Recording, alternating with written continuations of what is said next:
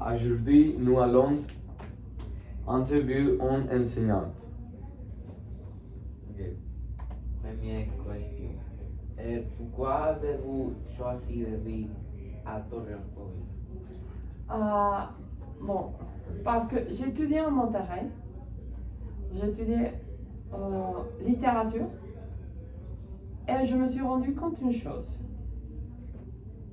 À Monterrey, ma carrière, elle est dans 2 universités. Et à Torreón, il n'est pas dans la ville. Alors, je suis venue ici et j'ai jamais été au chômage, alors je crois que j'ai bien choisi.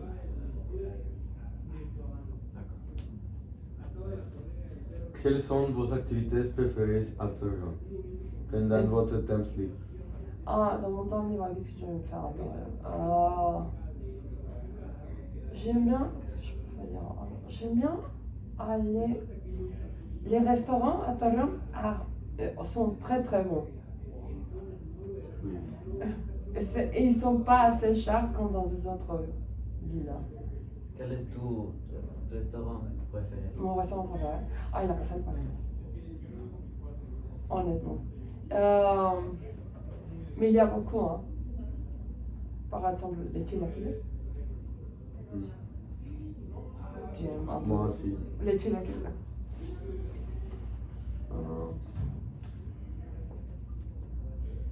Y a-t-il des endroits spécifiques que vous aimez visiter dans la ville? L'eau spécifique. J'aime bien. Vous savez, le temps que je ne vis pas, mais j'aimais bien aller au Musée Rosana. J'aime bien aussi marcher à la centrale de Torreón. Quoi d'autre?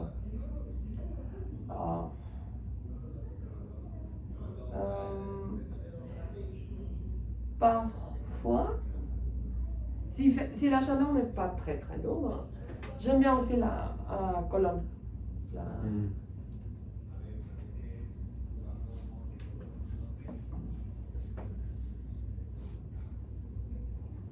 Comment trouvez-vous les gastronomies de Torreón?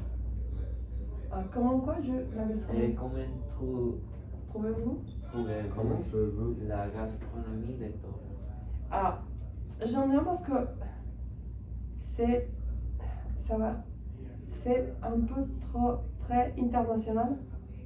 Par exemple, quand j'ai habité à Monterrey, la cuisine arabe, elle était horrible.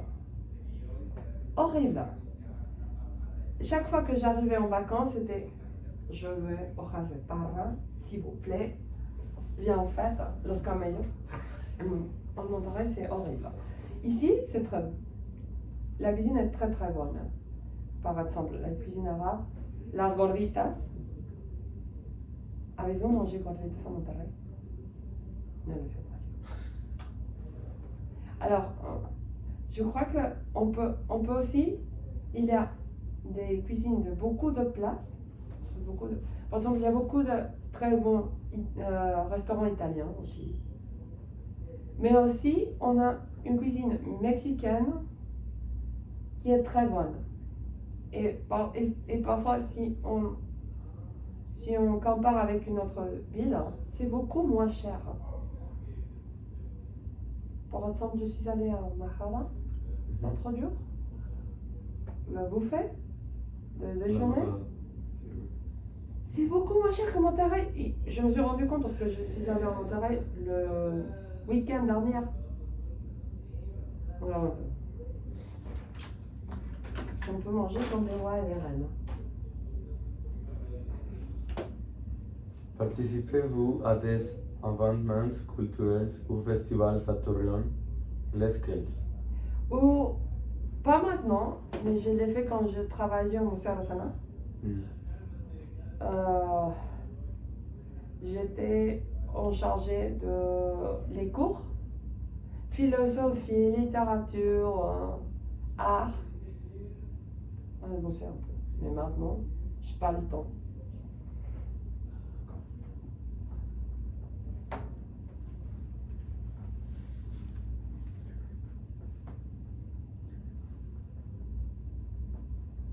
80 pages.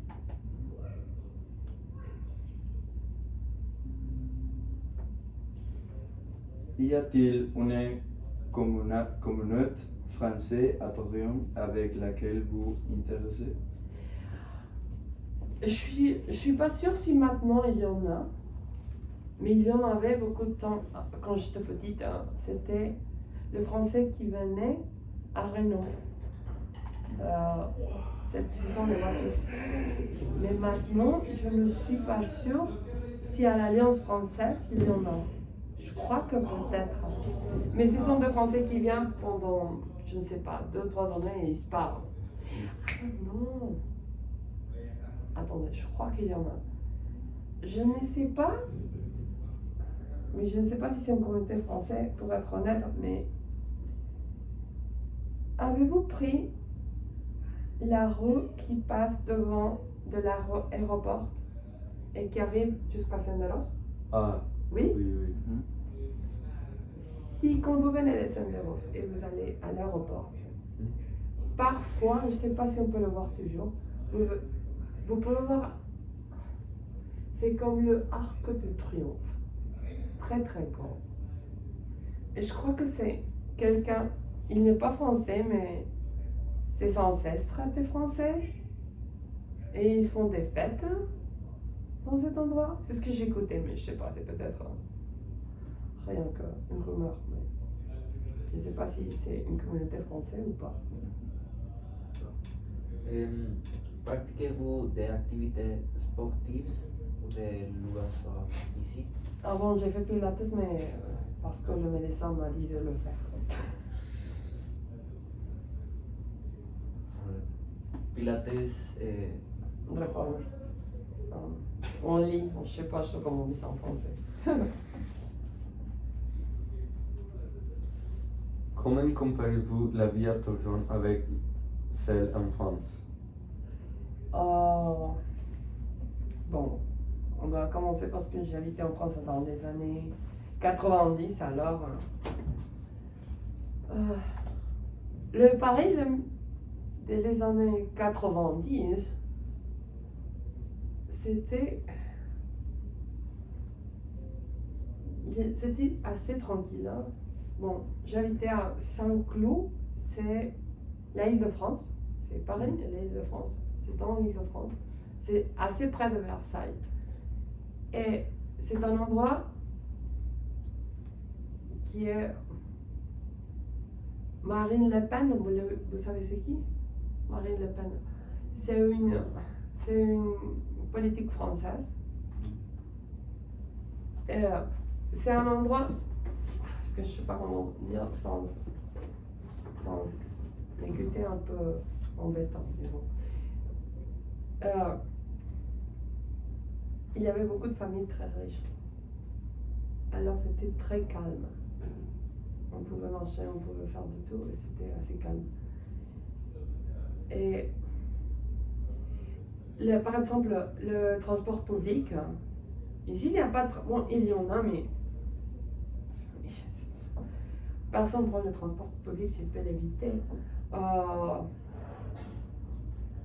Là-bas, le transport public était très bon. Il y en avait dans ma ville, il y avait un petit bus qui faisait le tour et il était gratuit. Era tipo combi.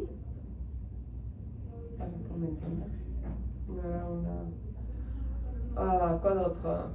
L'école publique était très bonne. Une autre chose, parce qu'ici c'est pas le cas. L'école publique est très super bonne. On avait le droit de manger, je crois que ça change. Tout ce qui est public, je crois qu'en France c'était mieux. Le transport, l'école, le lieu public, les parcs, tout ce... Et je me souviens qu'une enseignante que j'avais, elle était espagnole, elle disait que le problème à Mexique, c'était qu'on n'avait pas le concept de public. Le public, c'était... Il n'y avait pas de propriétaire. Alors, par exemple, dans un pays normal, tu peux pas aller à la banqueta et dire ça c'est à moi et je veux faire ici mon restaurant. Parce que c'est public. Ici on n'a pas ce concept là. Je crois que c'est ce qui change le plus. C'était la dernière question. Merci beaucoup. Merci beaucoup. Ah,